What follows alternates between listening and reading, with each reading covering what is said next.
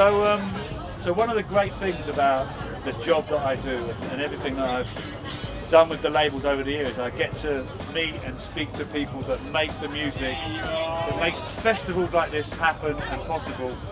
And I'm sitting here with house music history, Todd Terry, Armand Van Helden, and yeah, just wanted to talk about what influenced you and why you're here today. So yesterday, a couple of kids were photographing the Glitterbox tent where you were playing, and they said they weren't into house music. But he was playing and they were just vibing. They actually stopped taking pictures and they were like jamming. I thought you didn't like house music. They go, this is not like the house music we know. So we were talking about, so can you define house music in your words? What is house? To me, it's keeping a swing beat, funky, and like chord progressions, like some type of music driving it and vocals coming in and out. That's how I feel real house is.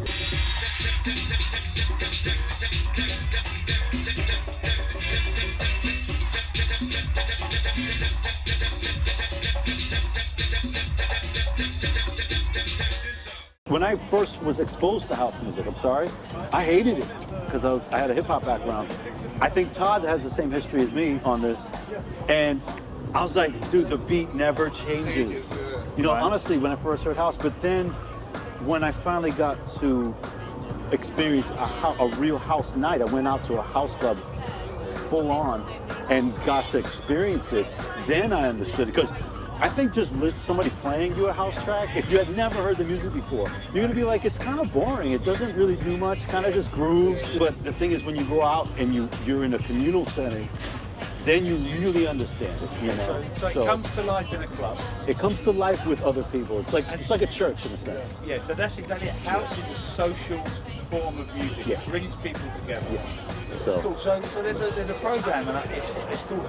It was a film called Pump Up the Volume, and you're on it. Yeah. And there's a quote in there where it says, "Before there was anything, there was Todd." Yeah, no, for me, 100%. Known to his fans as God, Todd Terry brought a hard-hitting hip-hop sensibility to the basic house sound. It was like, I like house now. I only like Todd, but I like house. It was just energizing. It was just like, dude, your cats would be just bug into it, So that was my introduction to house. Gritty, raw, in-your-face house. I used to see guys, I thought they were gonna rip off their dreads. They were like on the floor like this, like almost to the point in tears, over a record. No drugs. You know what I mean? That's house.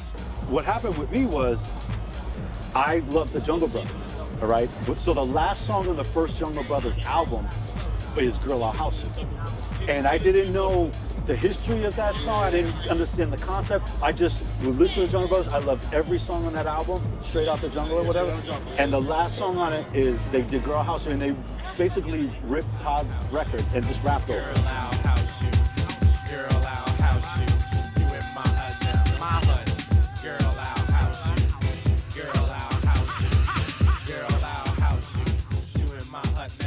So that turned me into house, and then all of a sudden I realized that original was him, and then I got the Royal House album and lost my mind because Yeah Buddy and all the other stuff on there. You're both known, you both have big records because you've creatively taken someone else's music and made it your own. Sure. And for me, that's house music or dance music wouldn't be what it is without that process. So do you think that you would, you've benefited from borrowing and evolving someone else's music into making it your own? Do you think you would be here if you hadn't done that? If I haven't sampled, I think, I used to make beats anyway from scratch, from a drum machine. So our samples are more like the Run DMC thing, where we just would sample the hit, but the beats were made by me, or whatever, something like that. So I think that I could have still got by without samples, but the art of scratching was a very key element. I probably couldn't do it without the art of scratching. Yeah. But music, I could have done it with the art of music, because I started to play music You know, I played music before I sampled music.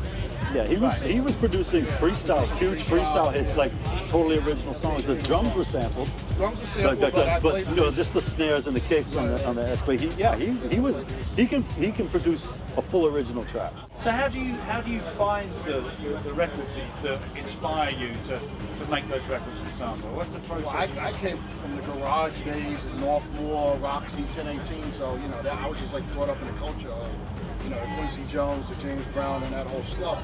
So I just try to imitate them. It's like everybody imitated me, I imitated them. You know, and kind of just circled around. Cool. And you, how did you, you know, like when you did You Don't Even Know Me? I mean, that's a Terry Lucas record or whatever. How did you come across that? I grew up with disco as a youth, right. So I was going to a youth center where they had a disco night when I was 9 years old.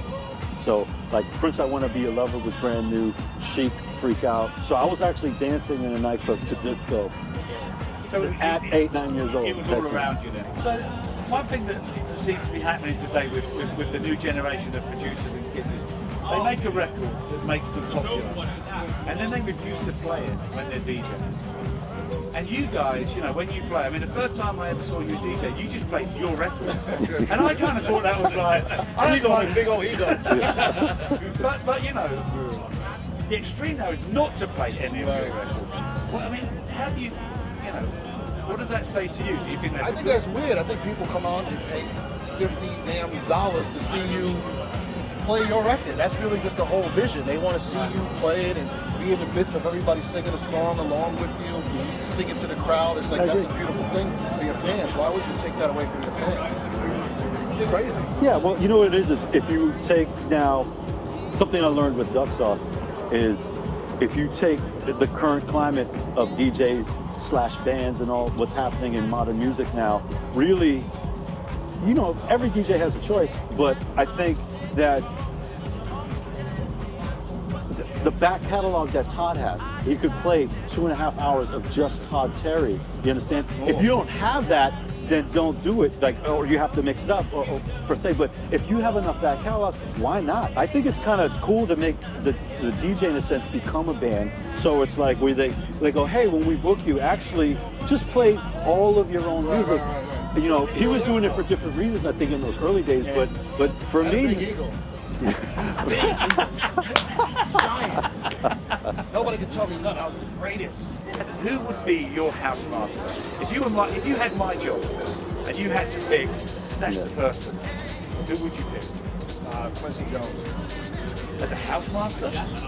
That's Just my as house to me. That's my house to me. I don't know if you guys Your know. house? Whatever. My house to me is Quincy Jones. Okay, fair enough. oh God, well, if you say that, I feel like saying Gamble and Huff now. Gang stuff. Yes, I don't understand. Go with Quincy Jones. That might be a tough one tonight. But I'll give it a go. I'll give it a Can go. I have your Michael Jackson card? Yeah, Michael Jackson. We'll get it. Just keep on It might calling. sell well. Yeah, we sell well. Yeah. Keep on calling. And Gamble and Huff, I mean, they you know, I mean, my favourite producers. I love you know, Gamble and Huff, yeah. Amazing, the Philly sound. And Gamble and Huff, and even Jimmy Jam, Terry Lewis. Yeah, a lot of songs. Great songs. Yeah, I mean that's what it is. Actually, you know what? That's me and Todd's thing. If anything, we're song guys. We love a song. Making a dope track, beautiful. Like, you know, it's hey, if you can get them, cool. But I think me and him are very similar. Check it out. We love a song. right. Listen, we'll be in this crib and we'll be playing old your own records and then singing them to each other. Yeah. Really weird. Yeah.